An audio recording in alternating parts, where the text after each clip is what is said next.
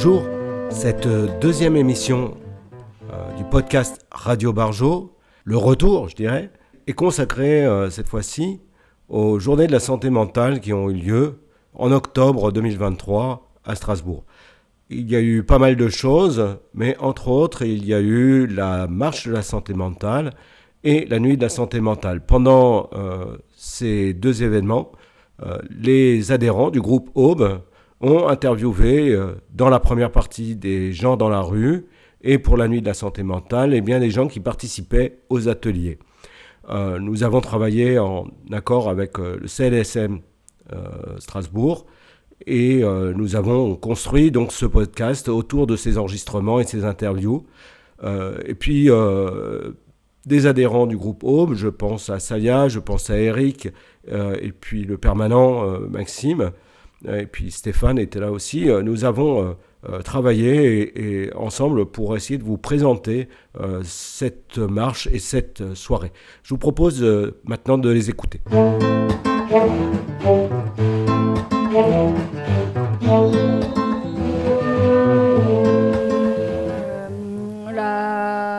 Depuis que Aube avait été créé, non, bah alors ça fait beaucoup. La marche. Troisième marche. La troisième marche qui a été créée. Donc cette année, l'année dernière, et donc 2022, et la troisième après le Covid. Ouais. Après le donc, Covid.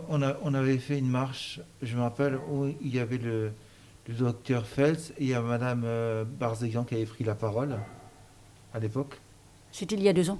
C'était il y a 2 ans. Hein. Et donc on avait pris la parole aussi pour Aube. C'était il y a 2 ans, ça. Oui. C'était avant le Covid, alors. C'était... Non, 2 ans. Non, c'était... Mais Madame Barzéguian, elle a pris la municipalité il y a combien de temps? Je dirais bien après le Covid, oui. 3 ans, 4 ans, maxi. Pendant ou après le Covid. Donc c'est la nouvelle municipalité. Donc c'est un acte fort de la nouvelle municipalité de s'inscrire dans la marche de la santé mentale. Donc avec une allocution de M. Fels, responsable de la santé au service de la mairie, et aussi une allocution de Mme Barzéguian, qui est la maire, et aussi de M. Pierre Buquel, responsable santé mentale en lien avec les hôpitaux de Lepsan et d'Erstein. Salut. Mais ça, c'était en 2021, alors 2021. 2021. Ça, tout à fait. 2021. Tout à fait. Et, salut, à bientôt.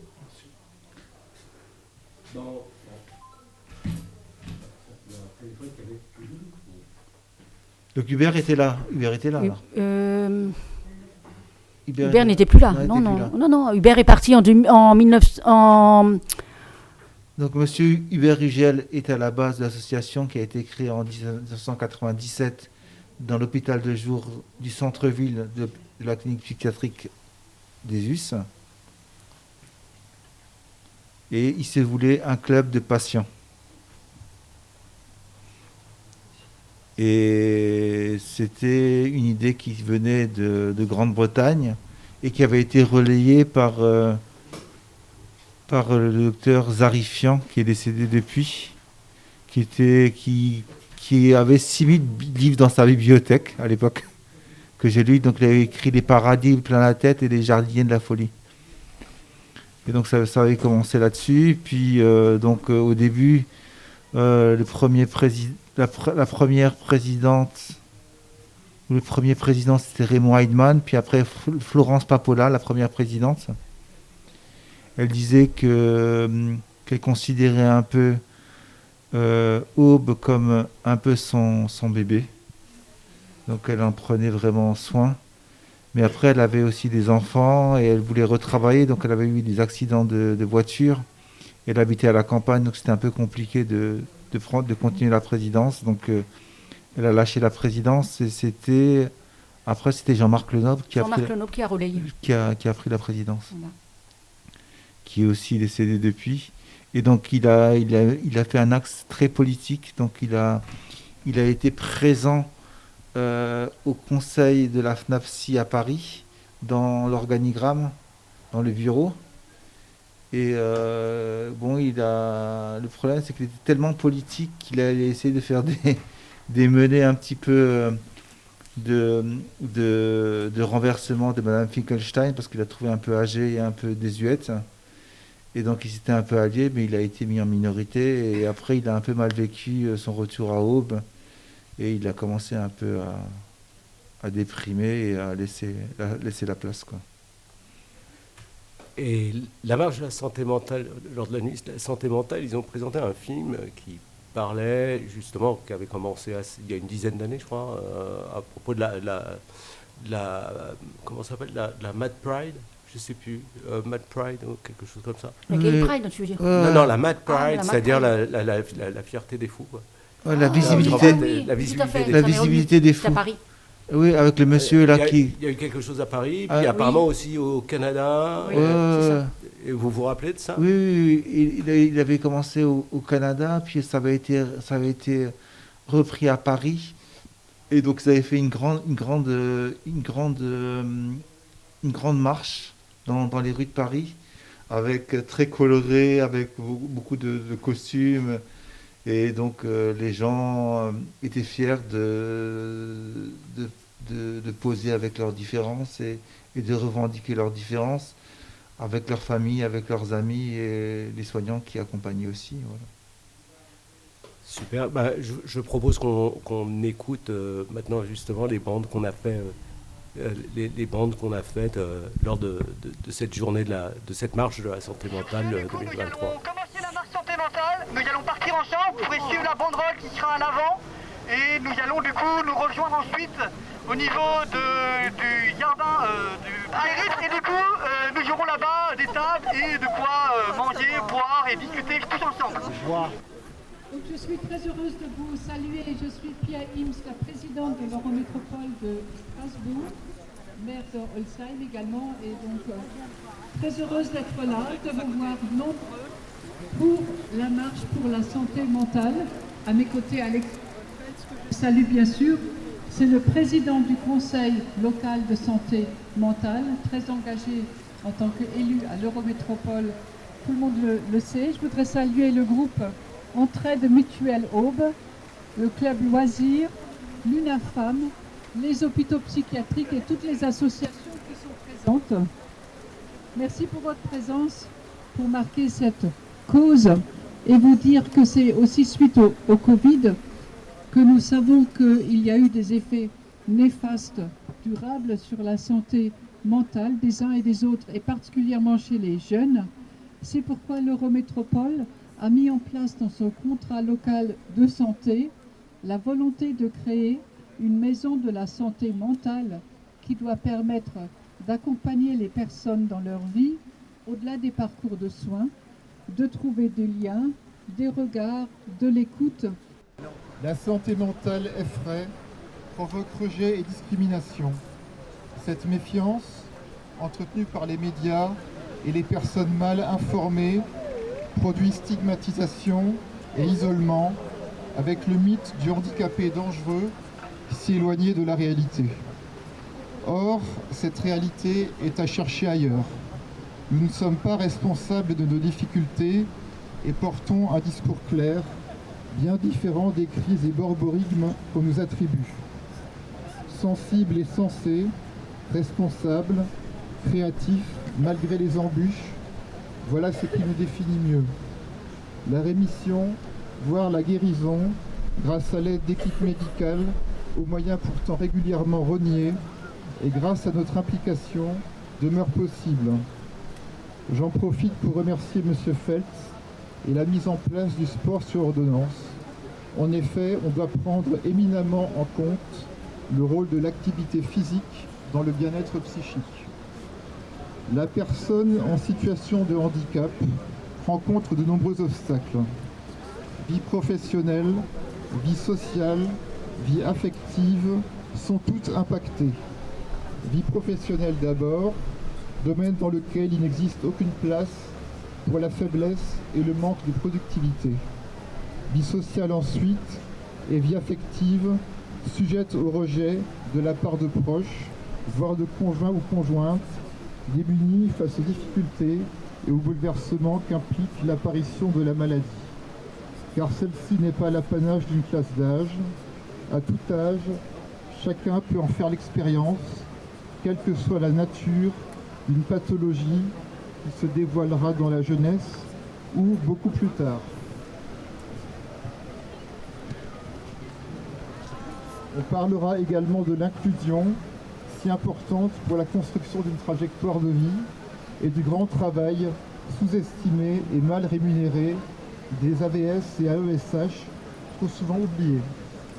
Ajoutons à cela le rabaissement au niveau de cas psychiatrique ou l'essentialisation en tant que malade, entraînant méfiance et surveillance, alors que le but recherché devrait être le dépassement du monde de la psychiatrie. La personne en situation de handicap ne doit donc pas être essentialisée, pas plus qu'elle ne doit se victimiser.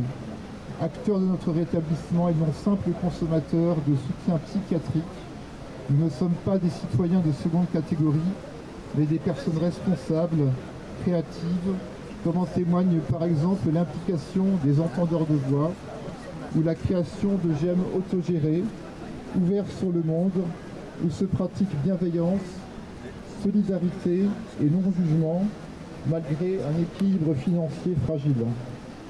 Dans une société qui oublie que la différence constitue la norme, on voit trop souvent la personne en situation de handicap comme une personne à surveiller plus qu'à soutenir, à bâillonner plus qu'à écouter. On banalise une souffrance, souvent de plus en plus courante depuis la crise de la Covid, ce qui conduit à sa chronicité, faute de soutien adéquat. Or, rien n'est jamais joué. Si elle reçoit les soutiens et les soins adaptés, la personne en situation de handicap sortira de son carcan, deviendra actrice de sa propre existence. La maladie ne détruit ni les qualités humaines, ni les capacités. La personne handicapée, grâce à la présence bienveillante des proches et des soignants, reconstruira son tissu social, relationnel, voire professionnel. Prendre au sérieux la santé mentale, en permettre l'accès à chaque classe d'âge tout au long de son existence, est devenu une priorité, surtout depuis la crise de la Covid. Il en va de la responsabilité des institutions, personnalités publiques, de faire en sorte que personne ne reste sur le carreau, chacun ayant droit aux soins et à l'attention, ainsi que l'exige sa dignité d'être humain.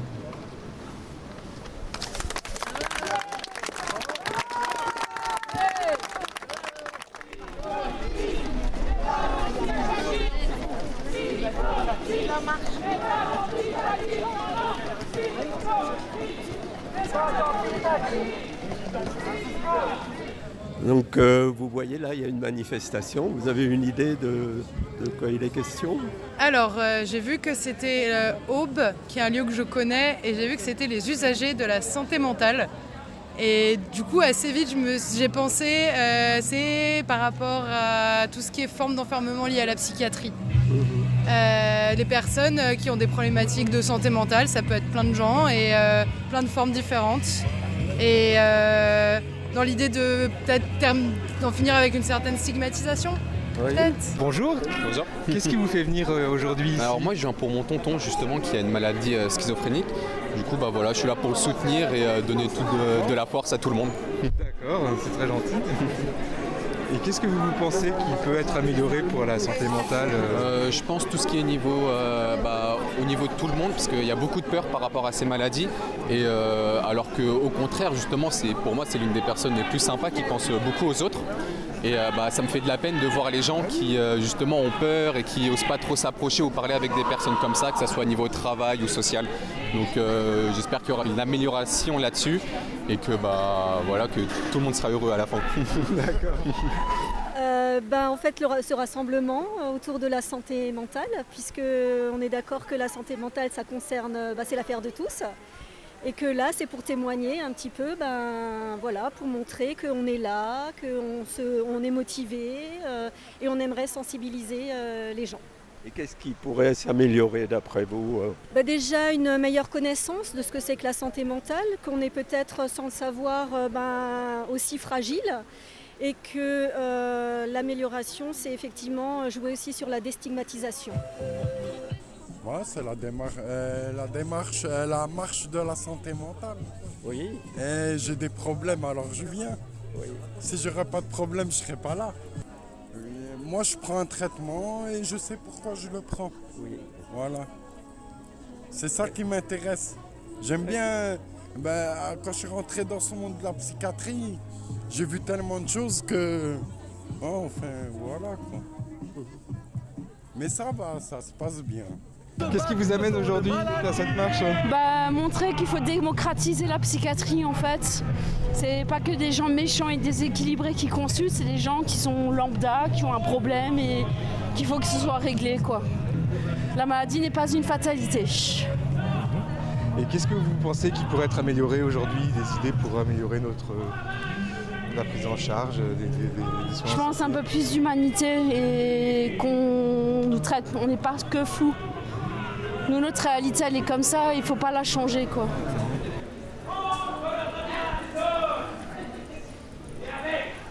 L'amour des uns et des autres.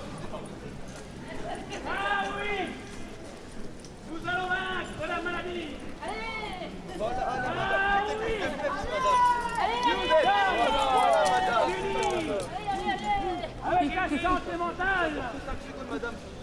Pour moi, la santé mentale, c'est l'affaire de tous.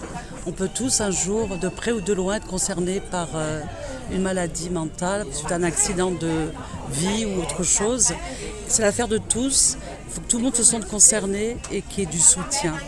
Et le soutien est très important, et de l'écoute.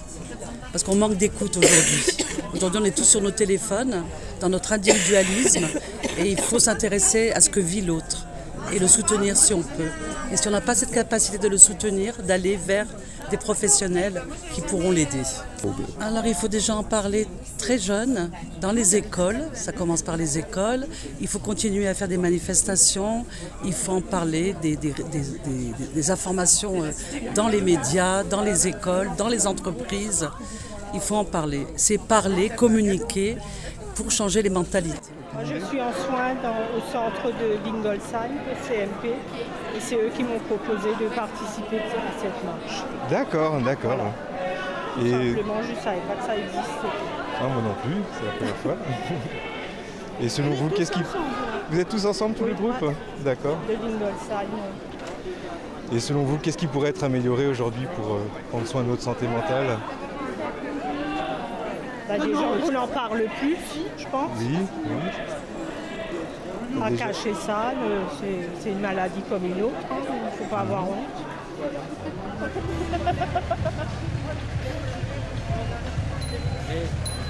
Il y a de l'ambiance. Comment ? Il y a de l'ambiance. Ça va. Ça c'est bien, c'est une bonne idée, monsieur. Parce que ça aide beaucoup de personnes qui sont malades et ont des difficultés. Vous faites très bien la manifestation. Vous êtes organisés comme il faut. Mais nous, les étrangers, on n'a pas le droit parce que le président ne nous laisse pas. Il ne donne pas les droits, nous. On a toujours le droit de manifester dans tous les cas. Non, mais je comprends. Mais pour votation, ils ne donnent pas le droit. Oui, je sais bien. C'est vraiment avec plaisir que je fais cette marche avec mes collègues et plein d'autres gens qui sont bienveillants vis-à-vis de la vie de tous les jours et des gens qui sont parfois en difficulté. Et ça n'empêche pas qu'ils sont des gens super chouettes et que je pense que c'est une marche qui vaut la peine de la faire. C'est pas revendiqué, c'est par rapport à la santé mentale qui peut nous impacter à tout le monde à un moment de notre vie et qui est peut-être difficile, ce qu'on voit par rapport à une rupture sociale. Et il faut un peu que les gens autour de nous comprennent cette mobilisation par rapport à cette pathologie. Donc nous représentons le GM de Célestat, où on a beaucoup d'adhérents qui souffrent de pathologies diverses. On s'entraide entre nous, c'est le but, quoi. Et on est là pour... on voit autour de nous ce que la société, c'est compliqué, surtout quand on est en rupture sociale par rapport à une maladie qui à un moment nous affecte et qu'on ne comprend pas à la base. Ça peut détruire des vies et comme toute maladie chronique, voilà, que tout à chacun on supporte différemment. Et voilà. Donc on revendique un peu tout ça, se faire entendre, se faire comprendre. Donc milieu hospitalier et ainsi de suite, qui comprennent cette pathologie. Et à un moment, il y a des associations comme l'Échappée, le GEM ou le GEF qui justement, par des gens qui ont vécu tout ça, peuvent transmettre, faire comprendre aux autres ce qu'il arrive, qu'on ne comprend pas forcément à un moment. Voilà, après, tout à chacun, il aura peut-être d'autres mots pour comprendre cette pathologie déjà. On n'a pas d'étiquette, on est tous des humains. Bonjour, alors pour moi la santé mentale, moi je prendrais plutôt la personne dans la globalité. Santé physique, santé mentale, je pense que ça fait un tout. Et après je pense que la santé mentale, c'est comment on se sent. C'est un soutien, une aide, une bouée de sauvetage pour moi et pour les gens qui m'ont entouré, qui m'ont aidé, les médecins, les soignants. J'ai beaucoup de remerciements à faire pour les gens qui m'ont aidé médicalement à reprendre une vie correcte. Je suis venu ici pour marcher. Pour marcher, c'est-à-dire pour avancer peut-être vers plus de... j'aimerais que la société soit plus en sympathie avec les gens qui ont eu des troubles psychiques, puisqu'on dit comme ça aujourd'hui, au courant de leur vie. Voilà. D'accord, merci. Et qu'est-ce que vous envisageriez comme priorité pour la santé mentale aujourd'hui ? Alors, il y a beaucoup de choses.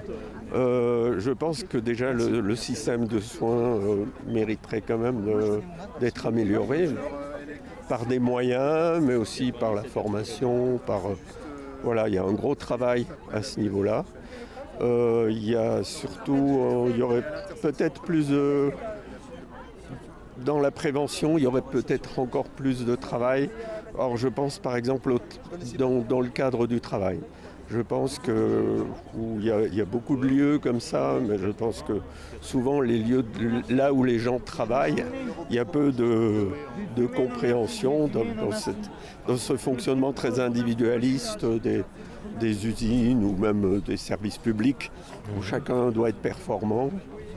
Il y a souvent peu de place et peu de sympathie, d'empathie, ou pas assez, pour les gens qui à un moment décrochent ou voilà. Donc déjà avec des conditions de travail meilleures où chacun peut trouver sa place, s'exprimer, on n'est pas juste dans une machine, les choses pourraient s'améliorer. Pour moi, il faut vivre ensemble et il faut se parler et il faut s'écouter et il faut faire des trucs ensemble, il faut s'organiser ensemble. Et en fait, quand on commence à faire des trucs ensemble, les barrières elles tombent et les barrières mais comme dans toutes les identités, toutes les assignations en fait. Et au bout d'un moment, quand on fréquente des gens différents, les différences elles sont là, mais les barrières tombent.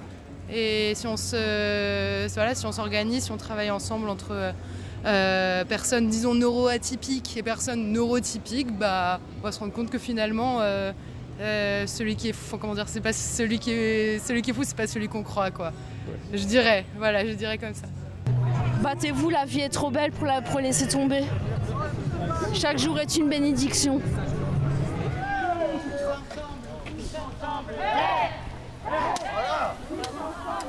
Alors, lors de la journée de la marche de la santé mentale, ce mois-ci, c'est-à-dire octobre 2023, j'ai trouvé que il y avait une très très bonne ambiance. C'était très, décontracté. Et il y a eu résonance. En tout cas, j'ai ressenti ça, il y a eu résonance. Et de ce que j'ai entendu des adhérents de l'association, on a réussi à se faire entendre. C'était festif. C'était très joyeux. Et les adhérents étaient très posés, ont pu s'exprimer. Enjoué, gai. Vraiment, il y avait une ambiance très, vraiment comme dit, très festive. Et on a pu s'exprimer chacun comme on pouvait le souhaiter. On a pu vraiment, il a pu se dégager des choses très positives. Donc voilà ce que je peux en dire de la marche de la santé mentale. Et en tout cas de la journée de la marche de la santé mentale. Et puis il y a eu aussi la soirée de la santé mentale. Et la soirée de la santé mentale, donc il y avait des échanges de tables. Et il y avait différentes associations qui étaient présentes. Et on a pu faire ma tournée en fait. Et puis on a fait connaissance avec par exemple SOS Amitié. On connaît de nom mais on ne savait pas du tout le fonctionnement. Donc on a pu connaître entre autres cette association-là, d'autres.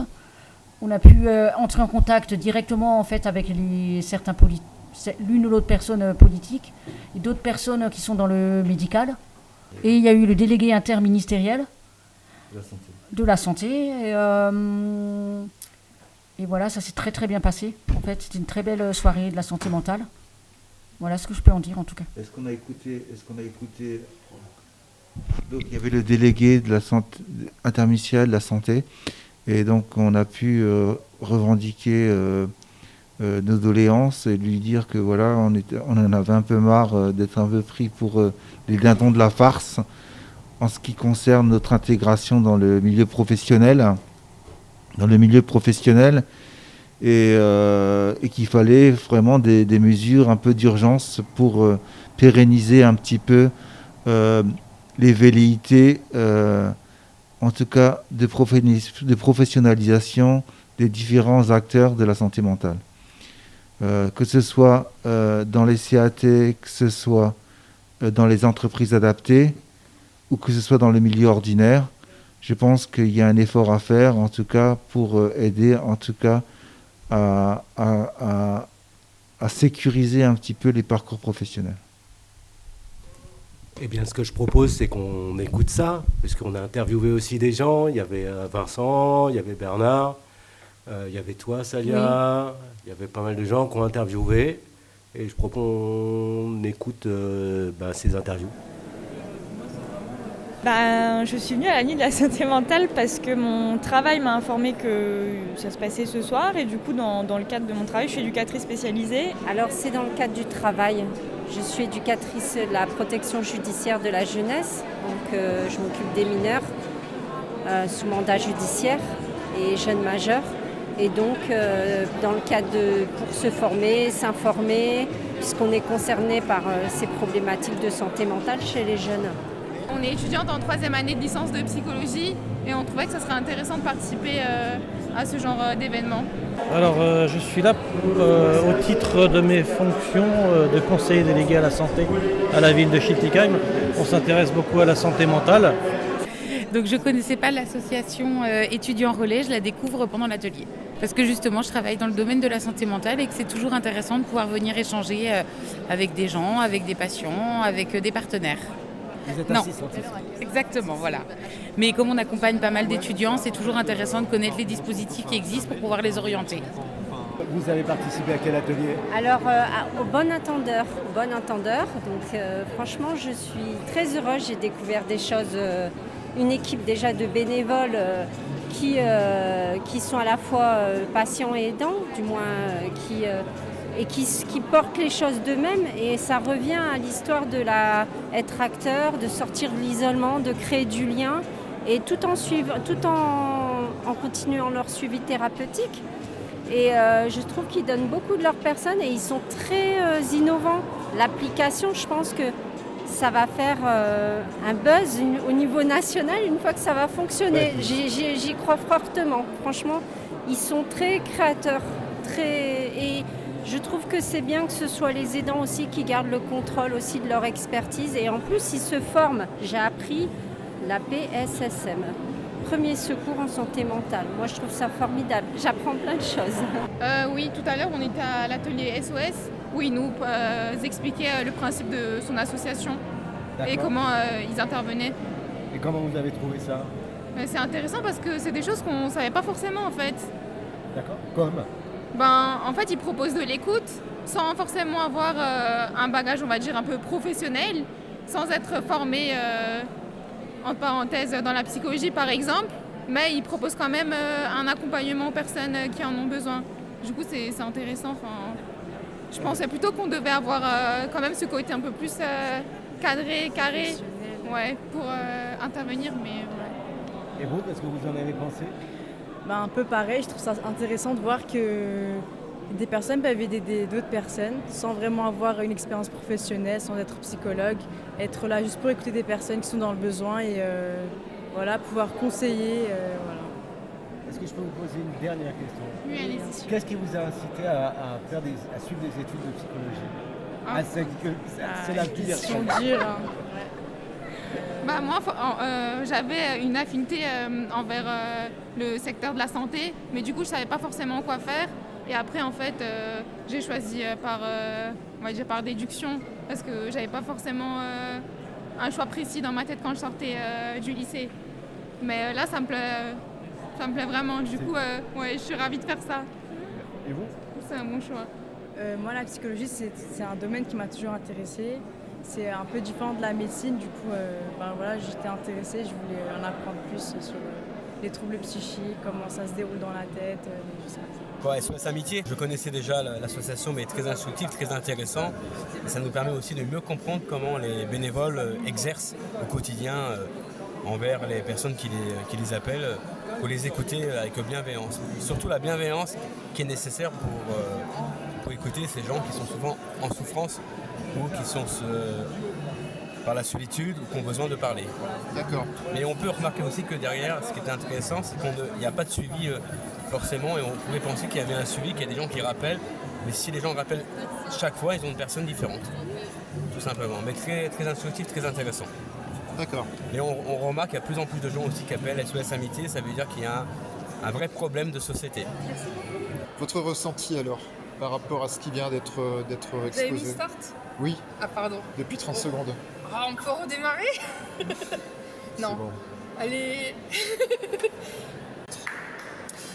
Oui, alors donc moi c'est Tania, je viens de participer aux ateliers table ronde avec les différentes associations lors de la nuit de la santé mentale. Donc là je viens de découvrir SOS France Victime 67 avec la Psy Mobile. Donc mon ressenti, c'est que j'ai quand même apprécié de pouvoir poser des questions directement aux personnes chargées qui interviennent dans l'association, d'avoir recueilli des informations pratique, et donc je pense faire part à d'autres adhérents, puisque donc je fais partie du GEM de Haguenau, l'Azimut, voilà. Et globalement, j'ai plutôt été satisfaite. La pertinence, alors moi ce qui m'a, pour ces deux associations que j'ai citées, la pertinence c'est que j'ai confirmé que ce n'est pas que sur Strasbourg. Hein, ça c'était une donnée importante, donc c'est vraiment sur tout le Bas-Rhin. Du coup, d'autres données pertinente, j'ai confirmé donc que là c'est vraiment l'accompagnement aux victimes qui est fait par des professionnels, donc psychologues, cliniciens et donc juristes, qui peuvent vraiment apporter une aide, on va dire, de qualité avec leurs connaissances, et qui vont du coup accompagner du début jusqu'à la fin, c'est-à-dire le dépôt sans doute du dossier de demande et donc jusqu'à ce que la conclusion du litige. Hein.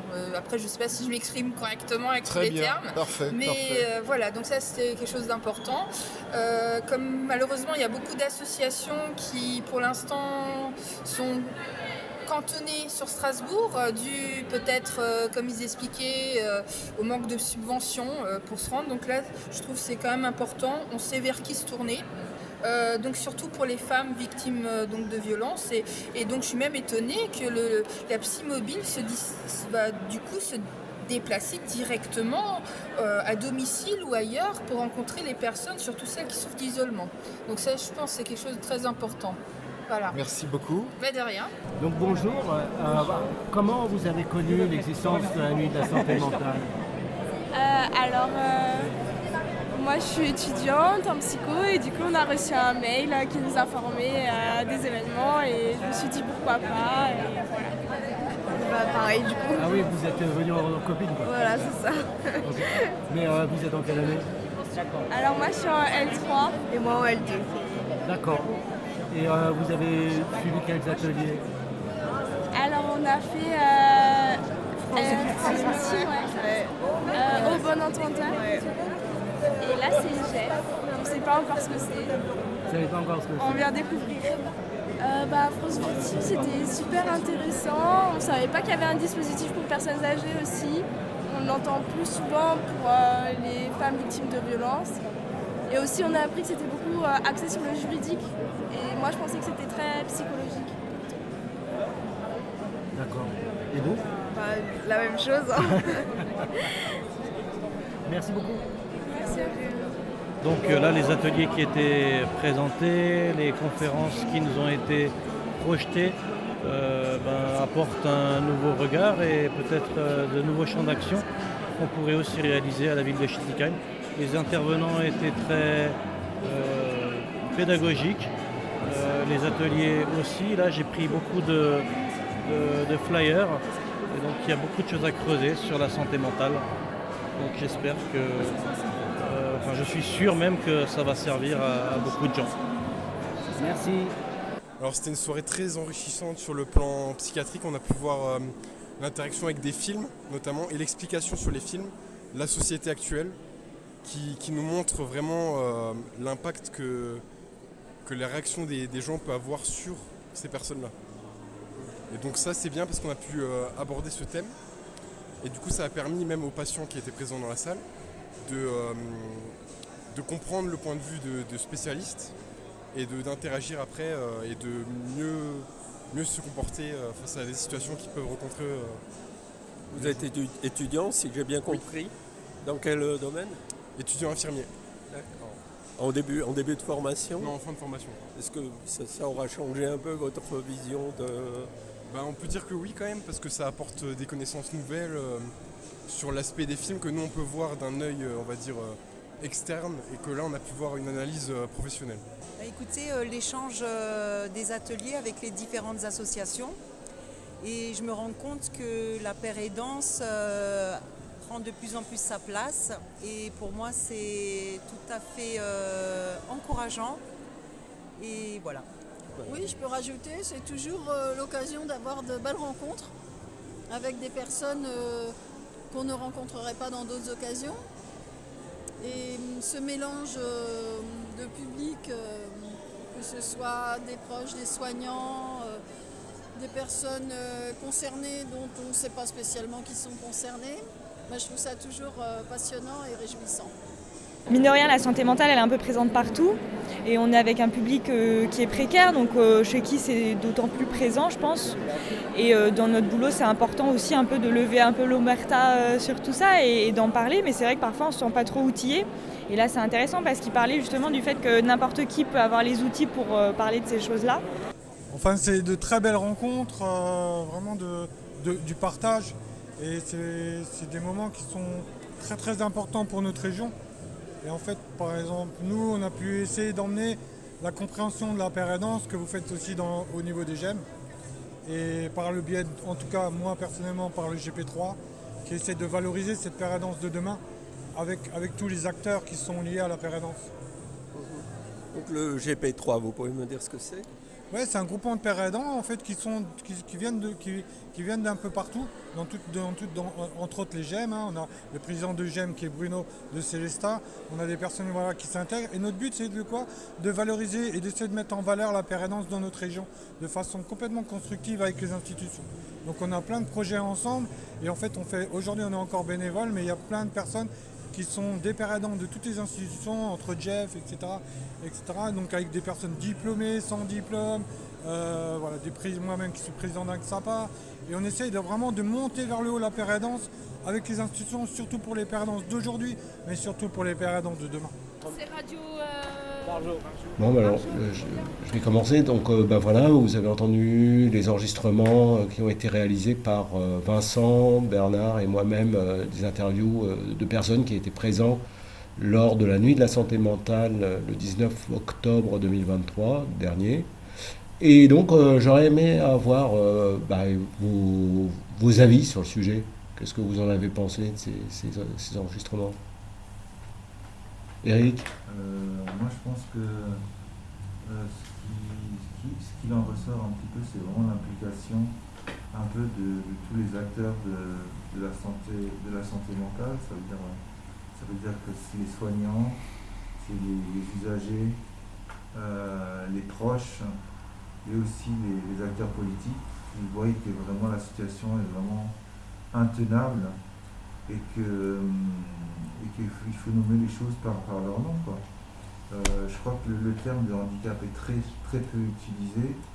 Les pathologies telles que la schizophrénie, le trouble bipolaire, la maniaco-dépression, on en parle peu. Aussi, on parle aussi peu aussi de ce qui est traitement, produit, et de ce qui est traitement aussi et médicaments. Je crois qu'il y a eu beaucoup d'avancées au niveau des médicaments. Les gens sont beaucoup plus autonomes et les gens vont mieux. Voilà. Et toi, qu'est-ce que tu en as pensé, Sania? Moi, j'ai trouvé qu'avec les années, on est beaucoup plus impliqués et ça nous tient beaucoup plus à cœur. Et donc, en tout cas, au sein de l'association, je pense d'autres associations, mais la nôtre en l'occurrence, on se sent beaucoup plus, comme dit, oui, plus impliqués, ça nous tient à cœur. Et au niveau des avancées médicaux, comme dit Eric, les médicaments aident beaucoup. Et il y a beaucoup de...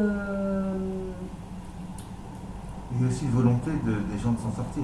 De s'en sortir, tout à fait. Il y a aussi une volonté, les médicaments servent aussi. Exactement. Mais les gens, ils ont vraiment la foi dans ce qu'ils font. Et ils ont aussi une alliance thérapeutique. Et ils peuvent choisir leur traitement. Et si le traitement leur convient, ils sont dans un parcours thérapeutique qui va les mener vers une sorte de libération. Il y a une confiance entre le psychiatre et le patient. Voilà. Et moi, il y a quelque chose, j'étais là-bas et j'interviewais avec toi, Sania, et moi j'étais surpris effectivement de cette chose que tu dis, c'est-à-dire effectivement on parle beaucoup moins de stigmatisation, de choses comme ça, d'un vocabulaire de malade, et beaucoup plus de choses beaucoup plus positives finalement, y compris dans la façon de faire des choses. Les jeunes filles qui font des études de psy se rendent compte qu'elles sont qu'en fait les patients prennent en main leur propre destinée, et j'avais trouvé ça vraiment super qu'elles viennent et qu'elles se rendent compte, quoi, finalement. Il y a vraiment, tu penses qu'il y a vraiment une sorte de tournant dans la façon dont on perçoit la santé mentale aujourd'hui? Moi, je pense que avec l'évolution de la société, on va vers plus d'humanité. Il y a plus de brassage. Dans les universités, les gens se côtoient, les gens s'entraident et ils voient les difficultés que chacun ressent à faire socialement, l'effort de s'en sortir, étudier, avoir un travail. Tout ça fait qu'il y a une fragilisation du parcours des étudiants. Et je pense que là, quand ils voient quelqu'un qui va pas très bien, ils disent « Ah, ça aurait pu m'arriver aussi. Donc je vais être solidaire de mon camarade pour qu'il y ait un mieux ensemble. » Tu voulais ajouter quelque chose, Salia? Non, tu veux rien ajouter. Ça fait plaisir parce qu'en fait, on a le sentiment d'être dans un monde très sombre, et tu nous donnes un beau rayon de soleil, Eric. Si, c'est vrai. Bon, écoutez, je crois que cette émission est terminée. On l'a faite. Ouais. Yes. Voilà, merci. Merci. Merci, au revoir. Merci.